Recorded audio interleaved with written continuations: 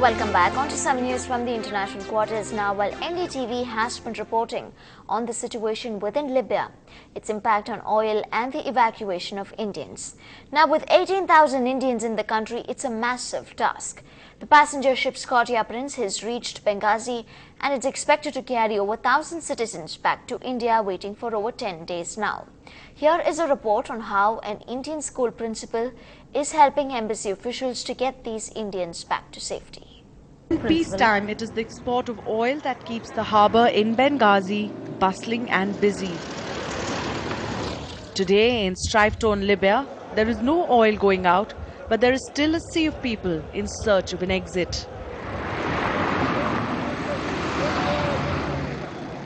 Among them are thousands of Indians for whom Libya was home. They are now waiting for a second homecoming. It's at this port that this Scotia Prince has arrived to ferry its second batch of Indian evacuees. Some have been here for 10 days, preferring the comfort of the crowd, even strangers, to the fierce fighting they have left behind. Supervising the evacuation on an early weekend morning is this 49-year-old school principal, originally from Gorakhpur in Uttar Pradesh. As the Indian government continues to evacuate its citizens from the war-torn country of Libya, we come across Tabassum Mansoor, an Indian expat settled in Libya for the past 15 years, who has single-handedly charted out an evacuation plan for more than 2,500 Indians stuck in Libya. Foreign Ministry officials, who themselves have now spent a fortnight working round the clock, say that getting Indians out of here would have been impossible without Tabassum Mansoor. अब वो दिन आ गया, आप खैर खैरियत से जाएंगे, अपने बीवी बच्चों जिंदगी सलामती रही है, सब लोग सेफ रहे हैं, सबकी सिक्योरिटी भी सबसे आप सबका शुक्रिया cooperate. With phone and internet services down, the main nightmare for evacuation plans has been the lack of communication. It was very easier for me to get the information regarding passport numbers and all we could get through internet, but it was totally jammed and we could not. Crises have a way of making borders irrelevant. Many fleeing Indians tell the story of how they were given shelter by Pakistanis they did not even know. Tabassum Mansoor is married to a Pakistani, and even as she sends people home, like a mother sending her kids to safety, neither her nor her husband have any plans of leaving. With many Indians still stuck in the interiors of Libya, for these Indians going home, Tabassum Mansoor is a godsend, and the kindness of strangers is enough to be grateful for. With Manoj Thakur and Ruby Dhingra in Benghazi, Prachi Butcher for NDTV.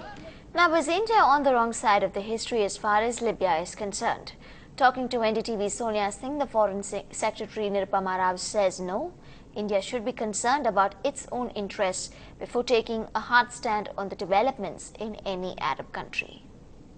Taking what happened in Egypt recently as well, where you had some criticism that India was slow, they didn't see the writing on the wall regarding the Mubarak regime. And in fact, quoting a cartoon I just saw on The Economist, where they had the Russian and Chinese presidents saying, we will not condemn the heinous crimes of Colonel Gaddafi. And the next cartoon says, because who knows when we may need to use these heinous crimes ourselves. Now, of course, that's The Economist, so it's a completely different viewpoint. But is India running the risk of being on the wrong side of history? Taking both the Egypt examples and Gaddafi, where we may react or say, oh, welcome a dictator going, but when it's too late or when we're not taking the lead in it. I think we should see it through our prism, and we should be guided by our interest and our, assessments of such situations. Can you tell me which government in the world was able to forecast or to foretell what was going to happen in the Arab world? I think the whole turn of events came suddenly, and it came like a huge outpouring, a huge, a tidal wave, as it were, of protests. It took some time for us to make our judgments about this. I don't believe we were on the wrong side of history. In fact, the Egyptian government and the Indian government, the new government, we have very good relations. I had an excellent meeting with the Egyptian ambassador yesterday, and we were exchanging notes about the situation and, how they saw it and how we looked at it. So, we have a very time-tested relationship with countries like Egypt. Sure. It's not going to be shaken, by what has happened recently. Moving on, Indian defence scientists today took an important step in developing a credible ballistic missile defence system for the country with the successful test of an advanced air defence, which is AAD interceptor missile. The test was conducted at the Integrated Test Range in Chandipur in Orissa this morning. The interceptor, launched from the Wheeler Island in Orissa, successfully destroyed a modified Prithvi missile, posing as a hostile enemy missile 16 kilometers above the sea level. This was the fifth test of the interceptor missile. Well, as the Supreme Court is set to deliver its verdict on whether Aruna Shanbag should be allowed to live or die, the nurses who have been involved in her care for over 3 decades speak out for the first time on camera. They say as long as Aruna has people to care for her, she should be allowed to live. I don't want her to be killed like this. A plea for Aruna's life from an old friend. Sister Pramila Kushe, now 80, was at KEM hospital when Aruna was attacked 37 years ago and was among the first to see her that terrible morning. Aruna was there in sitting position, chain around her neck. Her tears were running from the eyes, really speaking. And her lips were just as if she wanted to say something, but no word was coming out. It's KEM hospital's nurses that have lovingly cared for Aruna for over 3 decades. They take pride in the fact that she never had any bed sores. In fact, in the past, when one dean moved her to another hospital, the nurses struck work to bring her back. Matron Durga Mehta was among those who cared for Aruna for 20 years before retiring. She voices what the nurses feel. Despite her vegetative state, Aruna can still communicate and respond in her own way. I talk to her, Aruna, how are you? She just looks, she can't talk, so she just makes no, and that. As soon as the one food is taken to the mouth, she used to open the mouth. Almost every nurse at KEM hospital has been put on Aruna's caretaking duty one time or the other in her career.